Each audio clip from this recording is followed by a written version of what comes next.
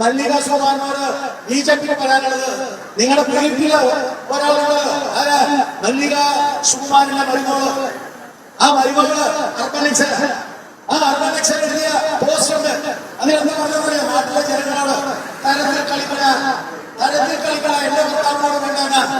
ആദ്യം ആ അഹങ്കാരിയെ നിലനിർത്തി നിർത്താനാണ് അമ്മായിയെ ശ്രമിക്കുന്നത് എന്നാണ് ഞങ്ങൾ പറയാനുള്ളത്. അദ്ദേഹത്തിനെതിരെയും അദ്ദേഹത്തിന്റെ കുടുംബത്തിനെതിരെയും കുടുംബാംഗങ്ങൾക്കെതിരെയും ശക്തമായിട്ടുള്ള സൈബർ അധിക്ഷേപമാണ് ഈ നിമിഷങ്ങളിൽ, ഈ ദിനങ്ങളിൽ നടന്നുകൊണ്ടിരിക്കുന്നത്. ജീവിതത്തിന്റെ മധ്യ കാലഘട്ടം കഴിഞ്ഞ് ബഹുദൂരം മുന്നോട്ടേക്ക് പോയ ഒരു നിര മാധ്യമ പ്രവർത്തകരാണ് ഈ വർഗീയ വശം വമിപ്പിക്കുന്ന തരത്തിലേക്കുള്ള ക്യാമ്പയിനുകൾക്ക് നേതൃത്വം കൊടുക്കുന്നത്.